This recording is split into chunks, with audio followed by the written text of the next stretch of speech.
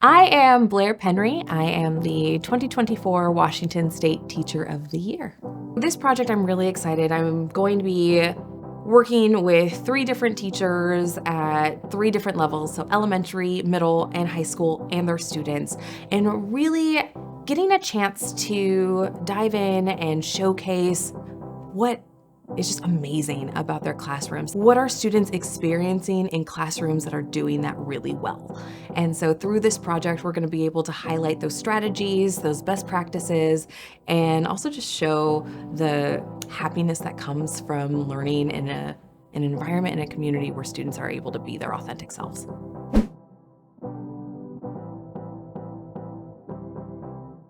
My name is Adisa Jaramillo. I'm a special education teacher at Glacier Middle School in Highline School District. This is my 11th year teaching in special ed and my 5th year in middle school. All right, you guys have a couple minutes to do your synonyms and antonyms. And what do you like about middle school? What keeps you and draws you to it?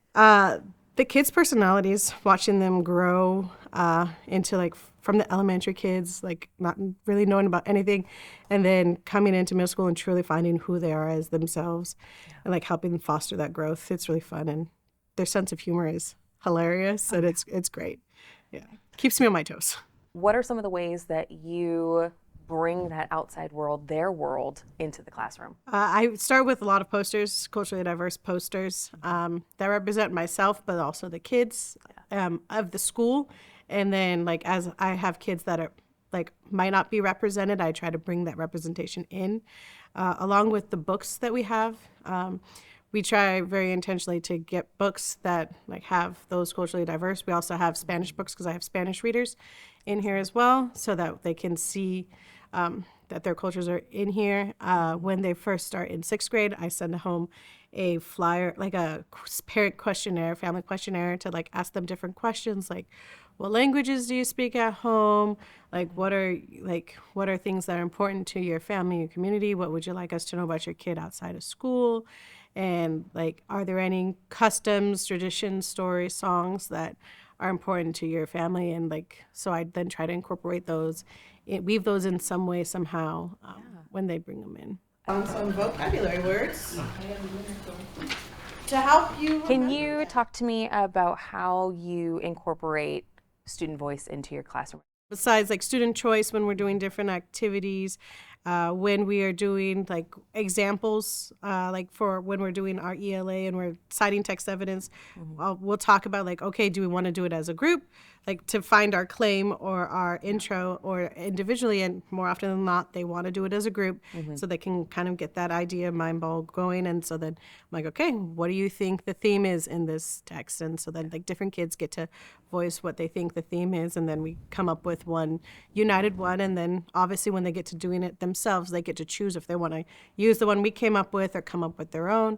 And then like when we're in like math, they have like different options when it comes to their independent work. They might be doing like one of the computer activities, or one of like the paper ones, or like we have flashcards and we have like different math activities that are more tangible. Yeah. And so they get to choose like what they want to do. It's like a choose your own adventure type thing. Yeah, I love that. Yeah. And then if we finish an assignment in reading and they have to like do independent activity, they always have 3 choices as to what they want to do.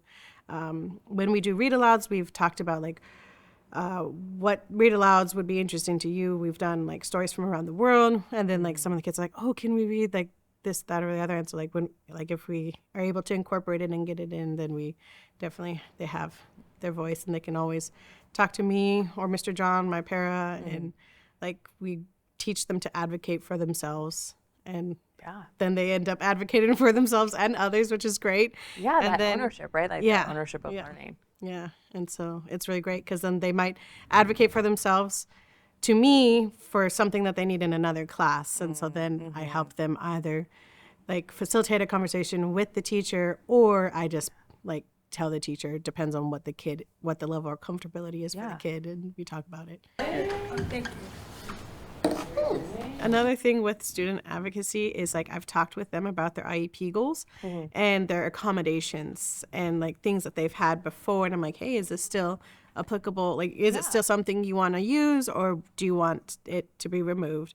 And like, for instance, with separate setting, like that's been a huge thing now that we're in state testing. And so I've checked in with the kids. I'm like, okay, this is on your thing where you can come back with me, or would you rather stay with your advisory teacher? And some of them are like, oh, I want to come back in here, I like it, it's quieter.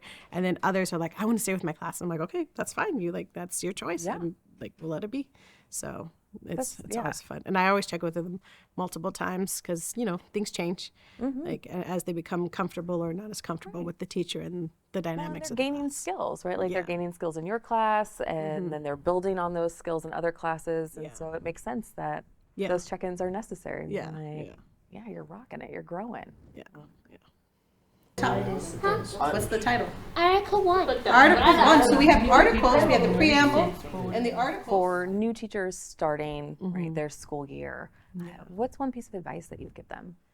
Oh, there's so many I can choose from. I would say just be you. Just show your true, authentic self, however it may be. Like I have pennants and like flags from different teams I love, but I also brought in my culture so that like they're always topics of conversation with kids. But then like also making those mistakes, like my kids, I have one kid who used to say like, oh, it's on another episode of Miss Javia's mistakes. He would cite the episode number, and it was just great because like, I love that he kept track of that. Yeah, it was great. It was great. And like just showing them that like we all make mistakes and that's okay. And that's how we learn. Yeah. And acknowledging that I make the mistake and apologize if anything like was said or done wrong. Just like showing them that we are humans. We're not higher. We might be the teacher, but they're just as important as we are. So. Oh yeah, and we learn just as much from them as for sure. they do from us. Yeah. Like it's a two-way street. Absolutely. That's a wonderful piece of advice. Yeah. Thank you so much, Adisa. Thank you.